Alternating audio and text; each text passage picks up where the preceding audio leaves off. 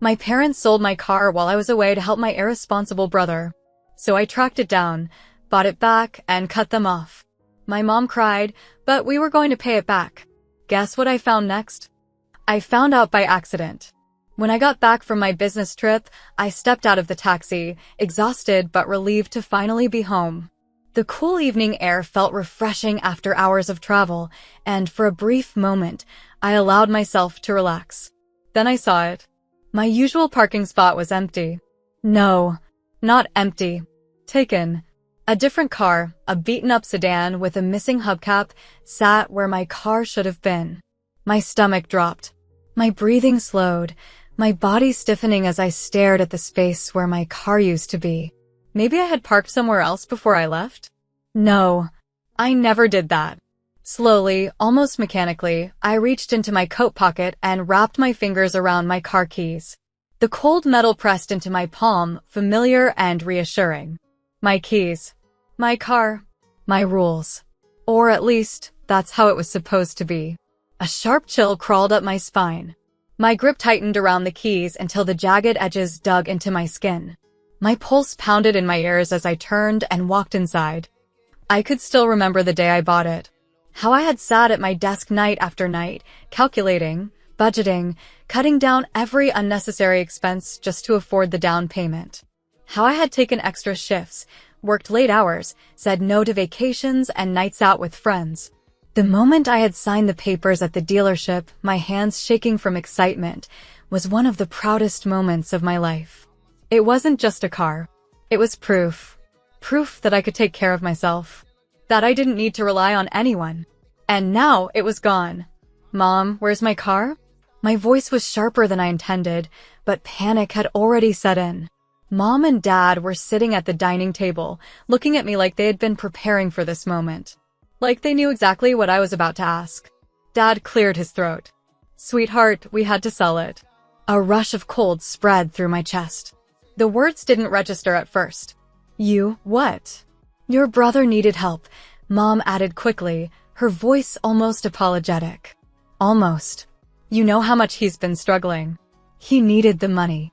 A sharp, burning sensation bloomed behind my ribs. Of course. My brother. The family's delicate little prince. The golden child who always needed help. The same brother who had dropped out of college, refused to keep a job, and somehow always ended up in trouble, yet never faced any real consequences.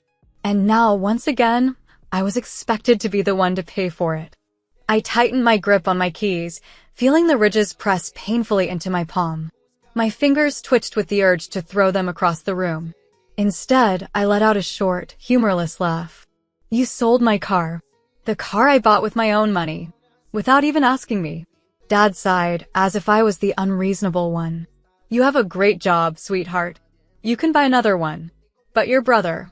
You weren't even using it while you were away, Mom cut in, her voice edging toward defensive. I stared at her, my jaw tightening. Excuse me? It was just sitting there, she continued, shifting uncomfortably under my glare. And your brother, he's been going through a lot. We thought you'd understand. A slow, hot wave of fury rolled over me, stiffening my shoulders, making my fingers curl into fists. My nails dug into my palms, sharp and punishing, grounding me in the moment. I took a deep breath, forcing my voice to stay even. Where's the money? Mom hesitated. Well, we already gave it to him. Of course they did. I could already picture exactly where that money went. Probably another doomed startup idea or a luxury gadget that was absolutely essential for work. My brother never changed because he never had to. There was always someone willing to clean up his mess. I exhaled slowly, then looked down at the keys in my hand. Just a few minutes ago, they had meant something. They had been a symbol of my independence, my hard work. Now, they were nothing more than useless metal. I let them slide through my fingers, the clinking sound echoing in the silent room. They thought they had taken something from me. They thought I would let this go. That I would be understanding, like always. That I'd just sigh, swallow my anger, and move on. They had no idea. Tonight, I wouldn't waste my time arguing. I had better things to do. Because tomorrow morning, they would wake up in a completely different reality. I barely slept that night. Anger, disappointment, and a deep sense of betrayal swirled in my head, refusing to let me rest. Every time I closed my eyes, I saw my mother's dismissive expression, my father's tired sigh, the way they had justified selling my car as if it was the most natural thing in the world. They expected me to accept it, to move on. They had no idea who they were dealing with. By the time the sun began to rise, my plan was already forming. I got out of bed, stretched my aching limbs, and walked over to my desk. My laptop hummed to life as I opened a fresh document and started typing. I needed a list, a step-by-step breakdown of everything I had to do.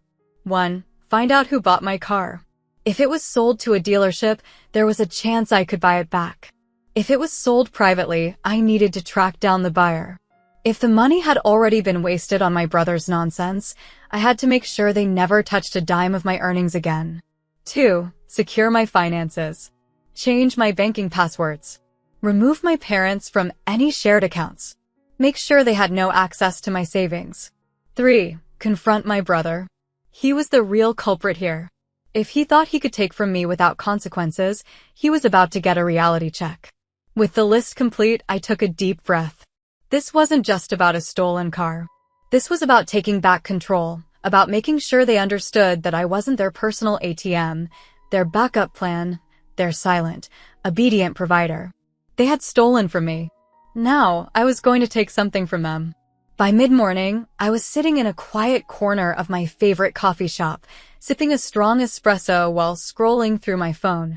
My first call was to the local DMV. I pretended to be checking on a recently sold vehicle, using the car's VIN number, one I had memorized long ago, to request information. The clerk on the other end was polite but firm. "I'm sorry, but I can't release that information to anyone except the registered owner." Fine. That was expected.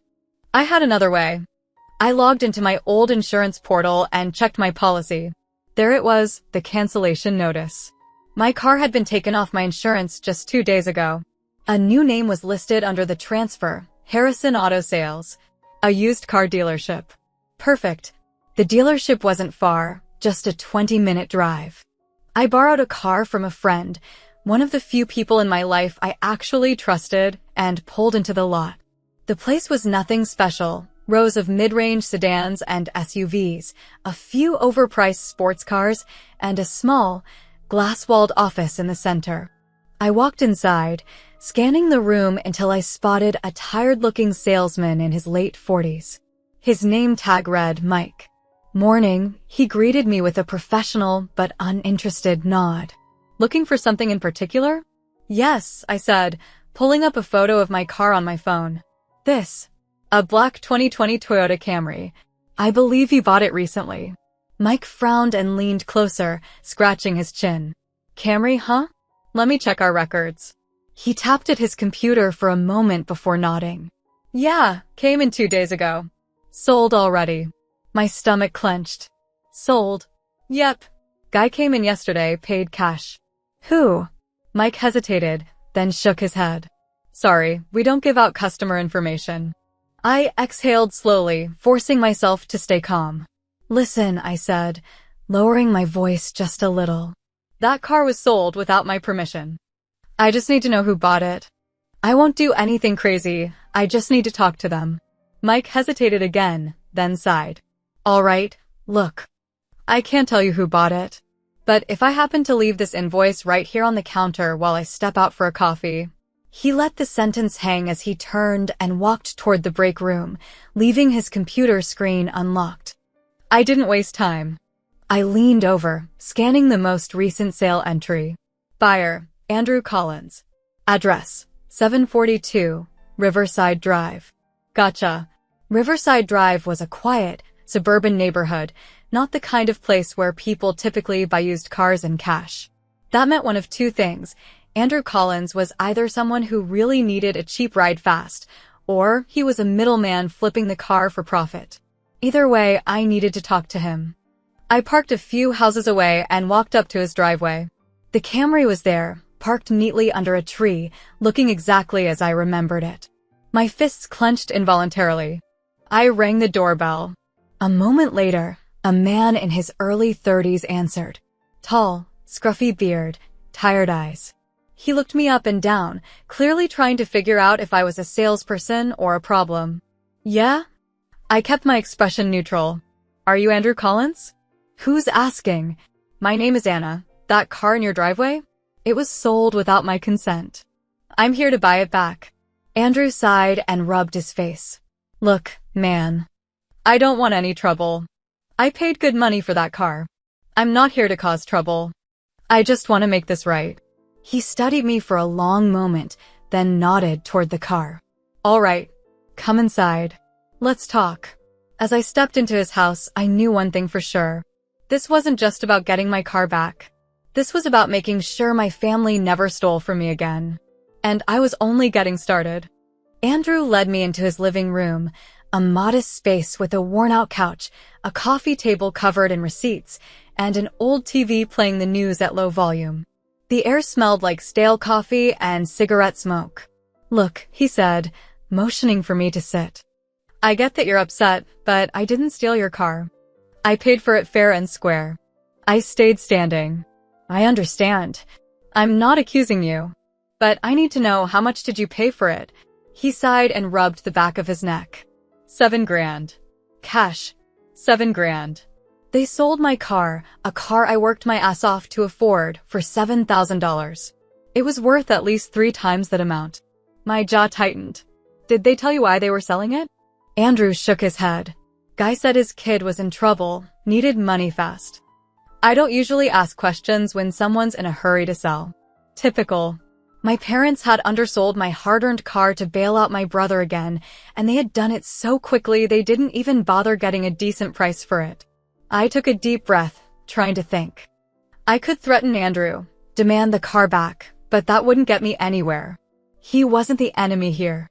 So I changed my approach. Listen, I said, pulling my phone out of my pocket. I'll make you a deal. You bought the car for $7,000, right? Yeah? I'll give you 10. Andrew raised an eyebrow. 10? Cash? Cash. He considered it for a moment, then leaned forward. 15. I let out a humorless chuckle. You serious? Look, man. I got a good deal. Sure, but I also paid for new registration, insurance, oil change. Not to mention, I already like the car. He leaned back, folding his arms. 15. I wanted to punch a wall. Paying double for my own car just to fix my parents' mess? Unbelievable. But I wasn't about to walk away empty-handed. Fine, I said through gritted teeth. 15. I left Andrew's place with my car and a burning determination. This wasn't just about getting back what was mine. It was about making sure they never did this to me again. As I drove back toward my parents' house, my mind raced through possibilities. I had options. Plenty of them. And this time, I wasn't going to be the forgiving one. My phone buzzed. A text from my mother. Mom, sweetheart, we know you were upset last night. Come home for dinner? Let's talk. I stared at the message, my grip tightening on the wheel. Talk? Talk? They hadn't even apologized. They just expected me to get over it, like I always did. Like I always had. Not this time. I typed back a response. Me, sure. See you tonight. When I pulled into the driveway that evening, my usual parking spot was empty. No sign of the beaten-up sedan that had been there before. I smirked. They must have thought I wasn't coming back for my car. That I'd let it go. Fools. I walked inside to find my parents and my brother already seated at the dining table. The smell of roasted chicken and garlic mashed potatoes filled the air, Mom's classic let's make peace meal. Sweetheart, Mom greeted me, standing up to hug me like nothing had happened. I'm so glad you came. I didn't return the hug. Instead, I pulled out my phone and set it on the table, screen facing up. Dad frowned. What's this? I tapped the screen. A voice recording started playing. Yeah, came in 2 days ago. Sold already. Sold.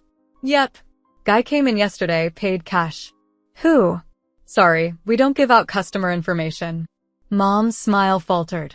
Dad's face went pale. I went to the dealership, I said, my voice calm but cold. Tracked down the buyer. Paid 15 grand to get my car back. My car, which you sold without my permission. A heavy silence filled the room. You did what? My brother finally blurted out, his fork clattering onto his plate. I got my car back, I repeated. And now, we're going to talk about how you're going to pay me back every single cent. Dad shook his head. Sweetheart, that's not how family works. Sometimes we make sacrifices for each other. I slammed my hand down on the table. Sacrifices? I snapped. I make sacrifices. Every time it's me. When has he, I pointed at my brother, who is now shifting uncomfortably in his seat, ever sacrificed a single thing for me? Mom opened her mouth, but I didn't let her speak. You know what? I continued. Forget the money. I don't even care about it anymore.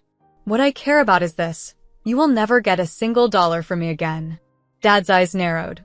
Don't be ridiculous. I smiled. Already moved my accounts. Froze the shared one you had access to. Changed my direct deposit. From now on, you're on your own. Mom's hand flew to her mouth in shock.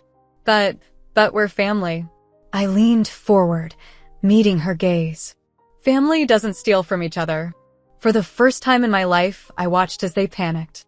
Dad looked like he wanted to explode, but he had nothing to say. Mom's eyes darted between me and my brother, as if hoping he'd jump in and defend them. He didn't. Instead, my brother sat back, crossed his arms, and muttered, "So what? You think you're better than us now?" I let out a breathless laugh.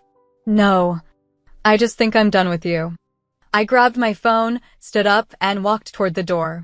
As I reached for the handle, I turned back one last time. Oh, and one more thing, I added, smirking.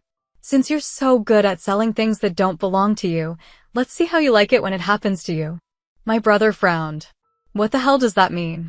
I just winked and walked out. They'd find out soon enough.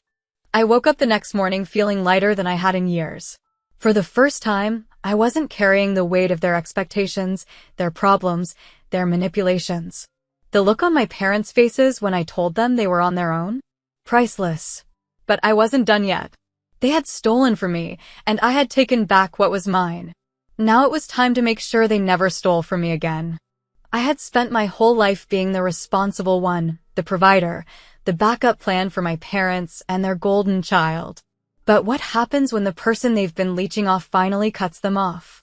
They start to drown. And I was going to make sure they felt every inch of it. The first thing I did was check my financial accounts. I had already locked down my savings and cut my parents off from anything they had access to, but there was still one loose end, my brother. I pulled up his name in my banking app and checked for any recurring transactions. Sure enough, I found one. $500 automatic transfer every month.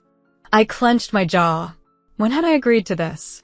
Oh, that's right, I hadn't. A few years ago, my mother had asked me for a little help covering some of my brother's expenses while he was getting back on his feet. I had agreed to send money once, just a one-time thing. But apparently, she had set up an automatic recurring payment without telling me. I canceled it immediately. Then, just for fun, I sent my brother a text. Me, hey, just a heads up, you're not getting another cent from me. Ever. Him, what are you talking about? Me, check your bank account. It took him less than 2 minutes to respond. Him, did you cancel my money? Me, my money. And yes, consider it an early lesson in self-sufficiency. Him, you can't just do that. Me, I literally just did. Him, Mom and Dad said you wouldn't be this selfish. I laughed out loud. Selfish? Me? The person who had been paying for his nonsense for years? I didn't bother responding.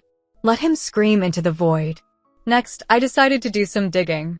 If my parents had been desperate enough to sell my car behind my back, what else were they hiding? I logged into my credit report and ran a full check on my accounts. And that's when I found it.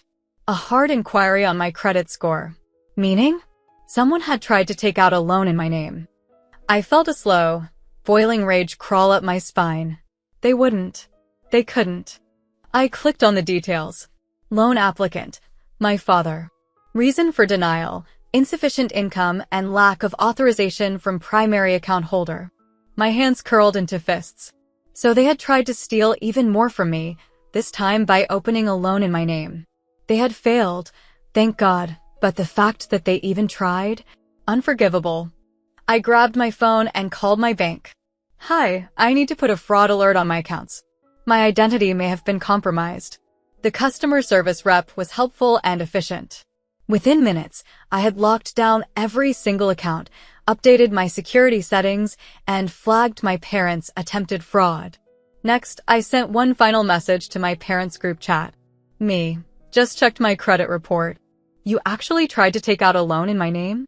Are you insane? Mom, sweetheart, we were going to pay it back. Dad, stop overreacting. It's just paperwork. We needed some short-term help. Me, help? You were trying to commit identity fraud. Mom, that's not what this is. You're making it sound worse than it is. I stared at my phone in disbelief. They weren't even sorry. They weren't even trying to deny it. They genuinely believed this was okay. I took a deep breath and typed out the last message I would ever send them. Me, you just made my decision even easier. You will never see another cent from me again. Ever. Then I blocked them. Now that my family was officially cut off from my money, I wanted to make sure they felt it. And I knew exactly how. I logged into my email and pulled up the contact information for my parents' landlord. See, here's the thing about living off your successful child. When that child walks away, things get ugly. My parents had been living in the same house for over 10 years, always somehow scraping by, always somehow getting an extension when rent was due. But I also knew a little secret. Their landlord was tired of their nonsense. I had overheard my dad complaining months ago about how the landlord was getting too nosy about their payments and nagging them about rent. So I sent a polite, professional email. Subject, urgent information regarding parents' address. Dear Mr. Landlord, I hope this email finds you well. I wanted to inform you that as of today, I am no longer financially supporting my parents, mom's name and dad's name, who currently rent from you at address. I understand that they may have previously used my financial situation to reassure you about their ability to pay rent. However, I want to clarify that they no longer have access to my funds in any way. If they attempt to use my name, savings, or credit to guarantee any future payments, please be advised that they do not have my permission. Best regards, Anna. I hit send and leaned back in my chair, exhaling slowly. It wouldn't take long for the fallout to hit. The first cracks showed 3 days later. A text from my cousin. Cousin, yo, uncle is freaking out. Did you really cut them off? Me, yep. Cousin, he's talking about eviction. He says the landlord suddenly isn't cooperating with them anymore. I smirked. Me, not my problem. Cousin, you really did it. I really did. And I wasn't done yet. 3 weeks. That's how long it took for everything to fall apart. 3 weeks since I blocked my parents. 3 weeks since I cut off my brother. 3 weeks since I sent that email to their landlord. And now? They were drowning. At first, there was silence. No texts. No calls. No desperate emails. But then, the messages started coming from other people. Cousin, dude, your parents are losing their minds. Your mom called my mom crying. Says they might lose the house. Old family friend. Hey, I don't know what happened between you and your folks, but your dad's been asking around for money. He's telling people you abandoned them. Just a heads up. Former neighbor. Not sure if you care, but I saw a moving truck outside your parents' place. Looked like they were being forced out. I read every message with quiet satisfaction. Actions. Have. Consequences. One evening, I got a message from a new number. You think you're so incredibly smart, don't you? I smirked. Only one person could be that entitled. Me. New number, who dis? Him. Don't mess with me. You ruined my life. Asterisk. I laughed out loud. Ruined his life? Oh no, no, no. He had done that all by himself. Me. What happened? Did mommy and daddy finally tell you to get a job? Him. You don't get it. They had to leave because of you. They're staying with some distant cousin now, and I have nowhere to go.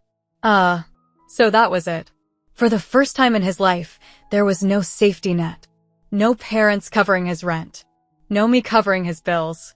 No easy way out. And he was pissed. Him. You're so selfish. You could have helped. Me, I did help. For years. And all it got me was betrayal. Him. Forget you. I didn't respond. I didn't need to. I had one. A few days later, an unknown number tried calling me. I didn't answer. Then, an email popped up. Subject, please, we need to talk. I stared at it for a long moment. Then, finally, I clicked. Sweetheart. We don't know what else to do. We lost the house. Your brother is struggling. We're staying with relatives, but it's not sustainable. We made a mistake. Maybe we shouldn't have sold your car. Maybe we shouldn't have tried to take out that loan. But we are family. Can't we just start over? Please. We need your help. Love, Mom and Dad. I leaned back in my chair, staring at the screen. Now they were sorry. Not when they sold my car. Not when they tried to steal from me. Not when they called me selfish for refusing to clean up their mess. Only when it was too late. I cracked my knuckles and started typing. Subject, my final answer. Mom and Dad. You're right. We were family. But family doesn't steal. Family doesn't lie. Family doesn't betray their own. You didn't care when I lost something important to me. You didn't care when I begged for respect. Now, I don't care what happens to you. This is the last time you will ever hear from me. Don't call. Don't email. Don't try to reach me through others. I'm done. Goodbye. I hit send and blocked their email. And just like that, I was free. Update, 1 year later. It's been a year since I cut them off. A beautiful, peaceful, stress-free year. No more begging for my time. No more guilt-tripping phone calls. No more watching my hard work go to waste on people who never appreciated it. As for my family, my parents are still struggling. Last I heard, they burned through their relatives' goodwill and had to move into a small rental. My brother finally got a job. Turns out, working is a lot harder than living off others. And me? I'm thriving.